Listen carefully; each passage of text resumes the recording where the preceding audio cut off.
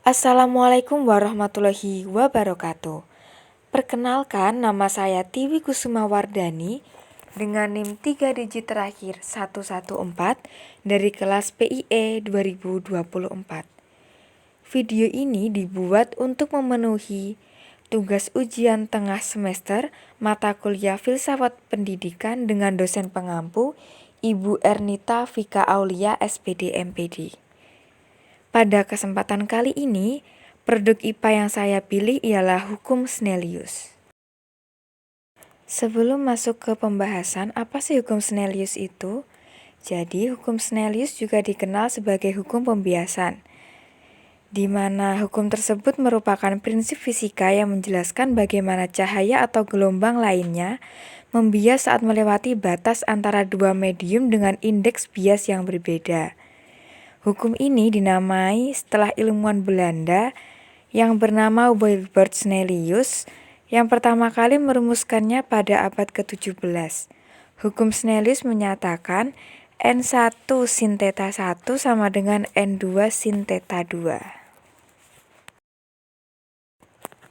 Berikutnya penemuan hukum Snellius menurut aspek ontologi. Jadi, hukum Snellius membahas pembiasan cahaya, yaitu fenomena ketika cahaya mengalami perubahan arah saat melewati batas antara dua medium dengan indeks bias yang berbeda. Dalam perspektif ontologi, hukum ini yang pertama yaitu bersifat fisik dan nyata. Artinya, pembiasan cahaya dapat diamati langsung dalam kehidupan sehari-hari, seperti saat melihat dasar kolam yang tampak lebih dangkal atau pensil yang tampak bengkok dalam air.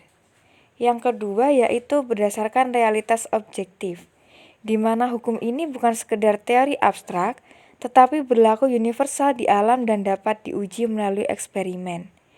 Yang ketiga dapat diukur secara kuantitatif.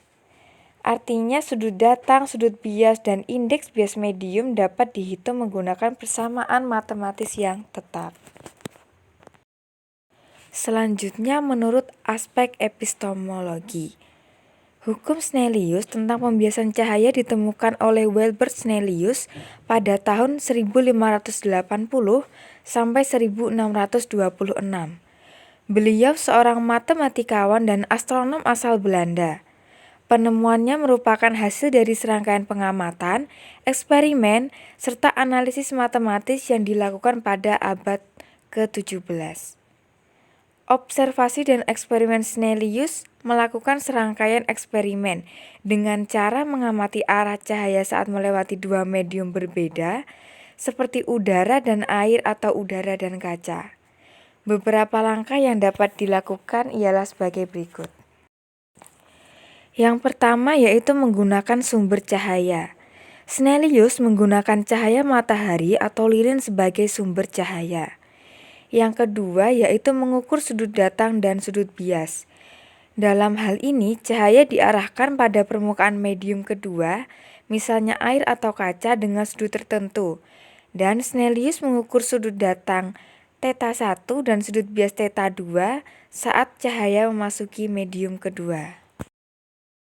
Yang ketiga ialah menganalisis perubahan arah cahaya.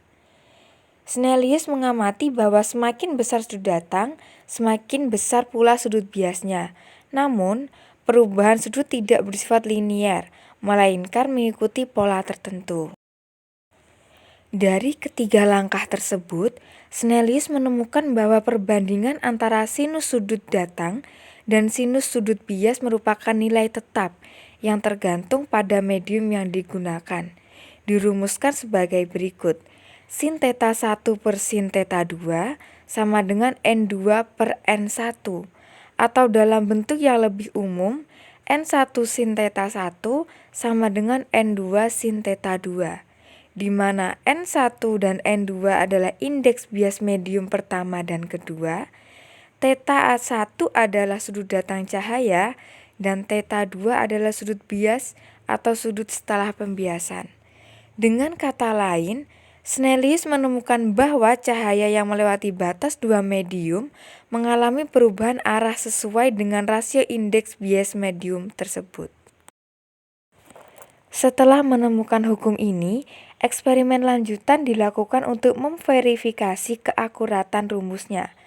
Kemudian hukum ini dikonfirmasi oleh ilmuwan lain seperti René Descartes pada 1637 yang menggunakannya dalam kajian optiknya, dan menjadi dasar bagi perkembangan teknologi optik seperti desain lensa, periskop, teleskop, dan serat optik. Yang terakhir yaitu penemuan menurut aspek aksiologi.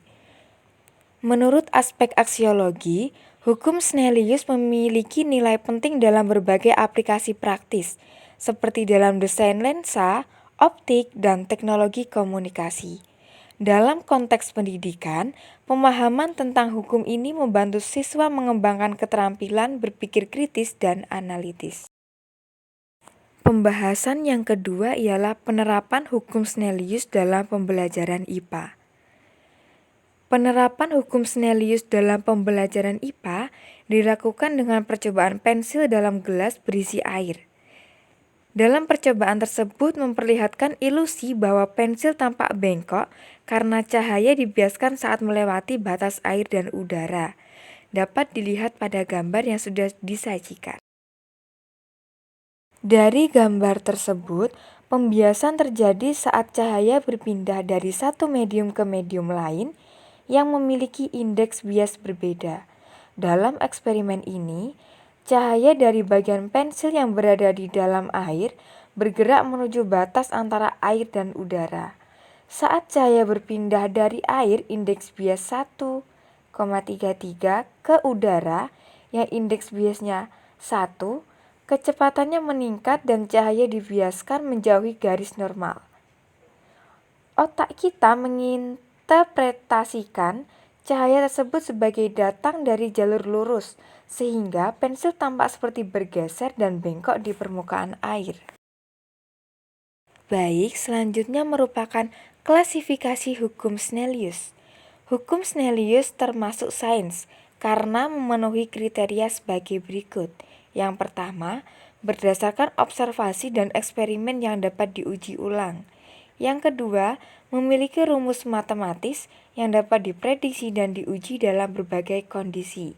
Yang ketiga, berlaku secara universal dalam fenomena pembiasan cahaya.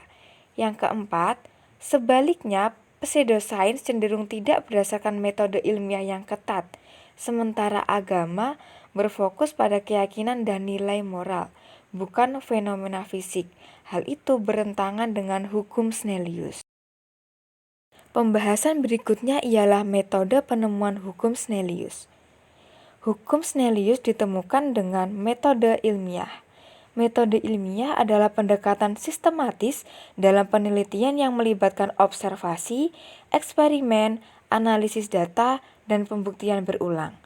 Proses penemuan hukum Snellius mengikuti tahapan sebagai berikut.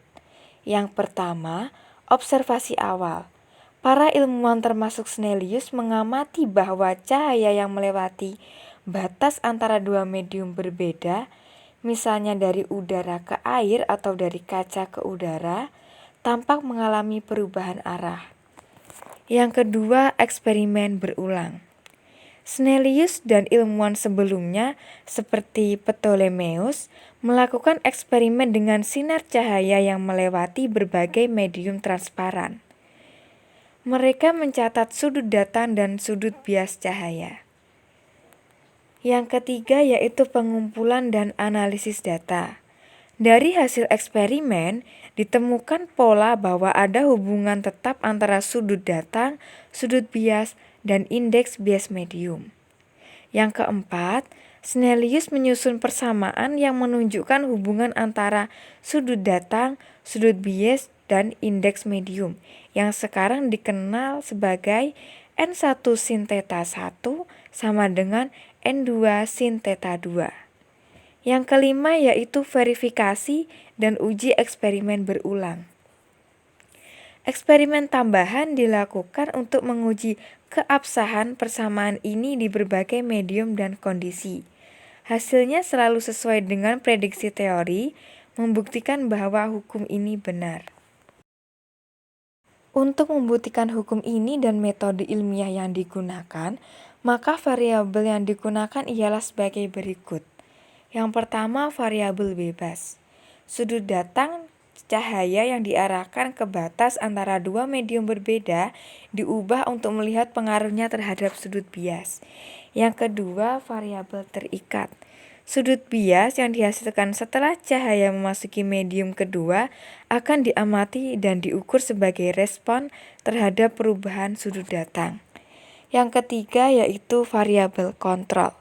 Jenis medium yang digunakan harus tetap sama, indeks bias masing-masing medium tidak boleh berubah, dan jenis cahaya yang digunakan harus konsisten agar hasil pengukuran tetap valid. Baik, itu tadi pemaparan pembahasan yang telah saya lakukan. Atas kurang lebihnya saya mohon maaf. Terima kasih. Wassalamualaikum warahmatullahi wabarakatuh.